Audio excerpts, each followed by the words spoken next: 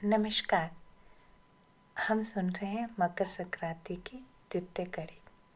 इस कड़ी में मकर संक्रांति पर स्नान और दान का महत्व के बारे में वेद, ब्राह्मण ग्रंथ, उपनिषद और पौराणिक कथाओं के आलोक में स्क्रिप्ट को तैयार किया गया है। क्यों स्नान और दान मकर संक्रांति को किए जाते हैं? एक क्षण के लिए आप आंखें बंद करें। बस कुछ बदलने की आवश्यकता नहीं है। जो आप कर रहे हैं उसे करते रहें, बस उपलब्ध रहिए। मकर संक्रांति कोई साधारण तिथि नहीं है।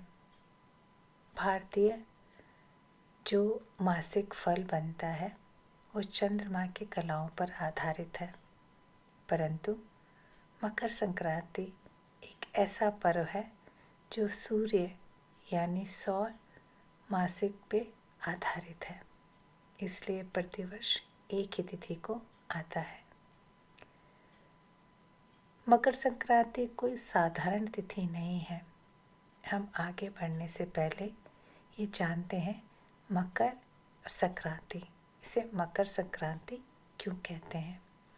सूर्य इस दिन मकर राशि में प्रवेश कर रहे हैं, इसलिए इसका नाम पड़ा मकर संक्रांति। इसलिए क्योंकि इस दिन को संक्रमण कहा गया, यानी जो पूरा शुद्ध नहीं है।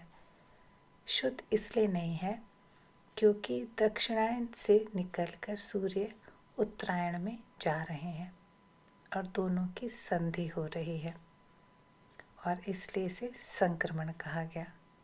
जो पूरा शुद्ध नहीं है, इसे इसलिए संक्रांति कहा गया है, मकर संक्रांति। मकर संक्रांति कोई साधारण तिथि नहीं है। यह वह क्षण है जब समय स्वयं शुद्धि की ओर मुड़ता है, यानी समय स्वयं शुद्धि की ओर मुड़ रहा है। बहुत ही गहन है।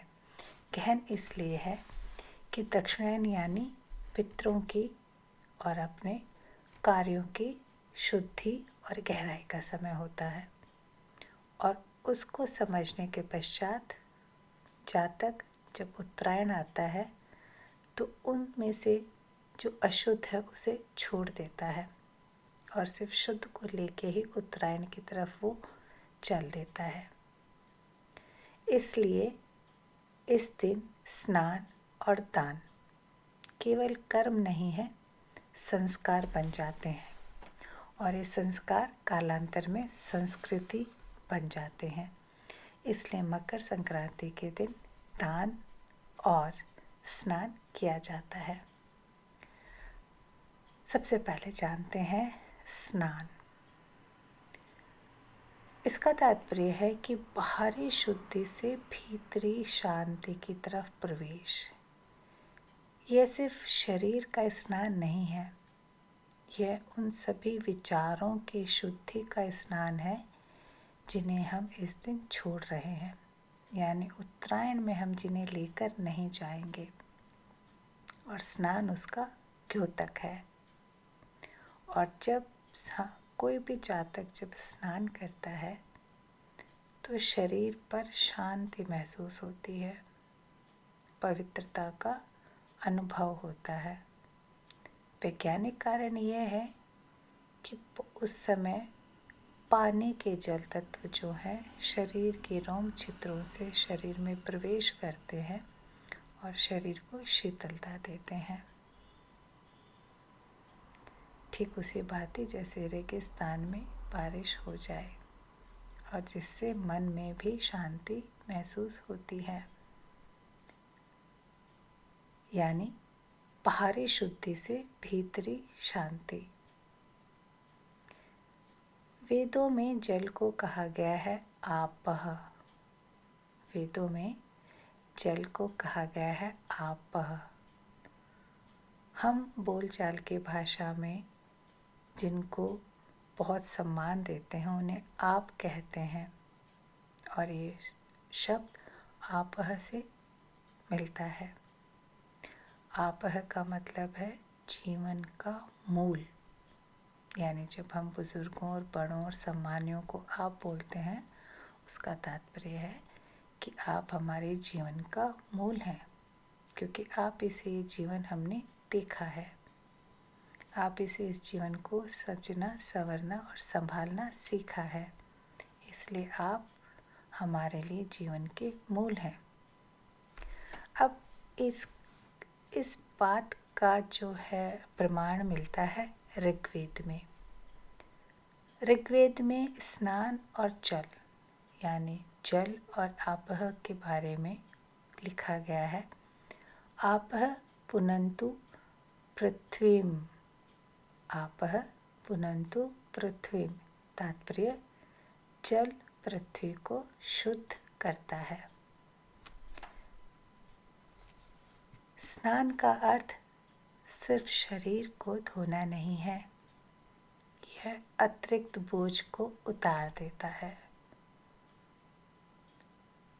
ब्राह्मण ग्रंथों में भी, विशेषकर शतपथ ब्राह्मण, स्नान को यज्ञ से पहले की आवश्यक तैयारी कहते हैं। इसका तात्पर्य यह हुआ कि उत्तरायण मनुष्य के विचारों के लिए यज्ञ है, उसके कर्मों के लिए तैयार होने वाला यज्ञ है। जातक उस यज्ञ की अग्नि में तपकर स्वर्ण बनने वाला है, और इसलिए यज्ञ से पहले विचारों के स्नान की आवश्यकता है, विचारों की शुद्धि की आवश्यकता है। और विचारों की शुद्धि की आवश्यकता का तात्पर्य स्नान है, क्योंकि जब तक शरीर और मन शांत ना होंगे, कर्म कभी भी शुद्ध नहीं होता। अर्थात यदि विचार शांत नहीं है तो मन शांत नहीं है, और यदि मन शांत नहीं है तो कर्म शुद्ध नहीं हो सकते। इसलिए मकर संक्रांति का स्नान उत्तरायण के प्रथम प्रकाश में किया जाता है, जब सूर्य ऊपर उठ रहे होते हैं। यह संकेत है अब आप भी हल्के हो सकते हैं, आप भी सूर्य के समान उठ सकते हैं, आप भी अपने विचारों की चादर को हटा सकते हैं और शुद्ध विचारों की चादर के साथ में आगे के लिए तैयारी कर सकते हैं। अब हम चलते हैं पौराणिक कथा की तरफ, जो गंगा स्नान के लिए हमें याद दिलाती है। कहा जाता है राजा सगर के 60,000 पुत्र थे, और ये 60,000 पुत्र कपिल मुनि की तप से भस्म हो गए।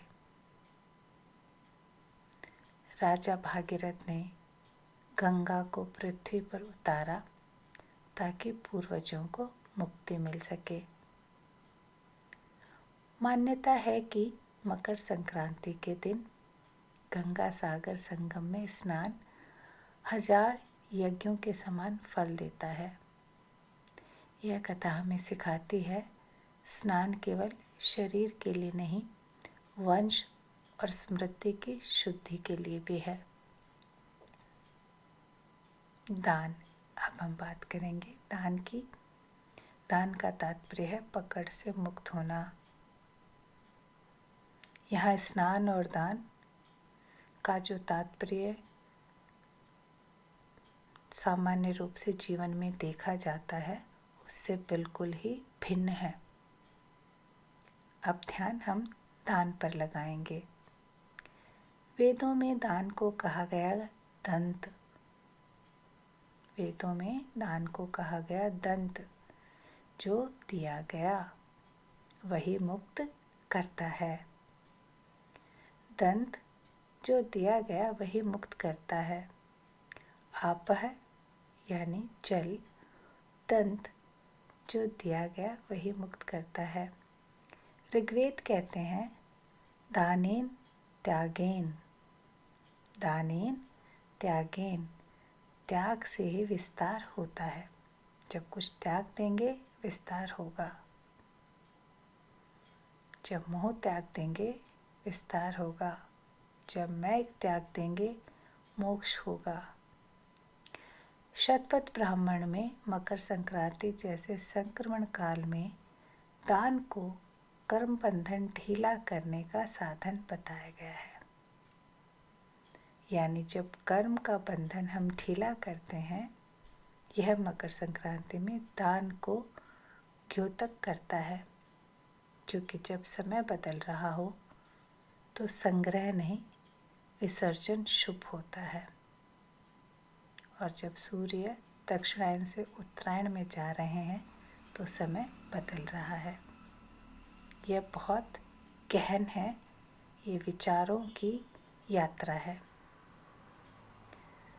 अब ये मैं आप पे खुला छोड़ देती हूँ कि आप इसे कहाँ तक लेके जाते हैं।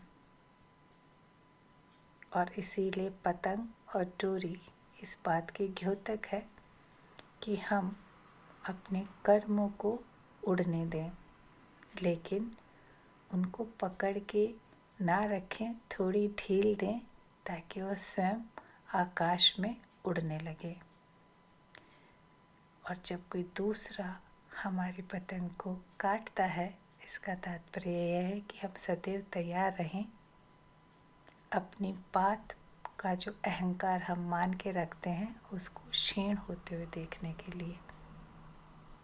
और इस खेल का भी यही महत्व है।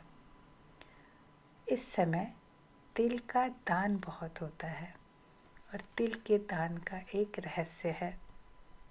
तिल बहुत छोटा बीज है पर बहुत गहरी शक्ति है। हम आयुर्वेद की बात करें तो तिल का तेल ऐसा तेल है जो हर प्रकार की औषधि का एक माध्यम है। वो हर प्रकार की औषधि को अपने आप में मिला लेता है, चाहे वह कितनी सरल हो या कितनी गहन हो, कितनी ही छिछली हो या कितनी ही चिपचिपी हो। और तिल का तेल आसानी से हमारे शरीर के द्वारा अवशोषित कर लिया जाता है। इतना छोटा सा दाना है पर इसमें कितनी गहरी शक्ति है। पुराणों में कहा गया, तिल पाप क्षय का प्रतीक है।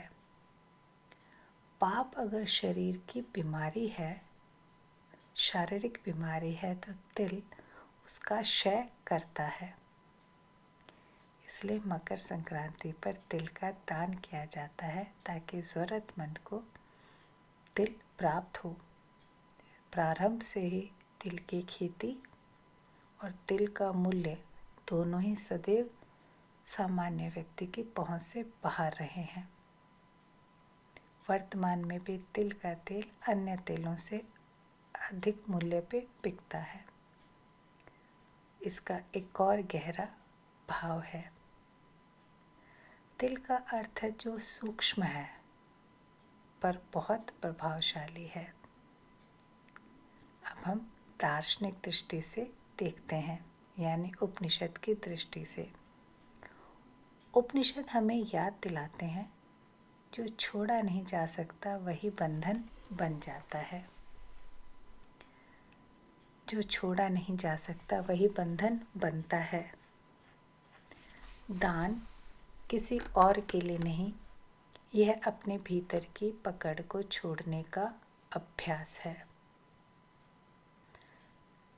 वर्तमान में दान का तात्पर्य हो गया है कि हमने सामान्य रूप से जो मित्रों से बात करने से या चर्चा करने से पता चलता है कि पूरे वर्ष जो संकट आ रहे हैं उनसे मुक्ति पाने के लिए इस दिन हमें तिल का दान करना चाहिए। पर दरअसल किसी भाव से अगर कोई दान किया गया तो दान कभी हो ही नहीं सकता। जब आप मन में ये भाव करके दान करते हैं कि मेरे संकट कट जाएं, इसलिए मुझे दान करना है, तो क्या ये दान है? या सिर्फ दान करने के लिए हम ऐसी वस्तुएं खरीदें जो किसी के उपयोग में होने लायक भी ना हो, तो क्या वह दान है? ये प्रश्न मैं आप लोगों के लिए छोड़ देती हूँ। अब हम चलते हैं समापन की ओर। स्नान और दान का एक सूत्र है। आज हम ये अनुभव करें कि स्नान ने शरीर को हल्का किया, सूर्य की किरणों ने अंधकार को दूर किया, दान ने मन को हल्का किया, यानी दान ने मेरे से मुझे ढीला किया। जब दोनों अब साथ में हों तो उत्तरायण केवल सूर्य का नहीं है, आत्मा का है। बस यही है।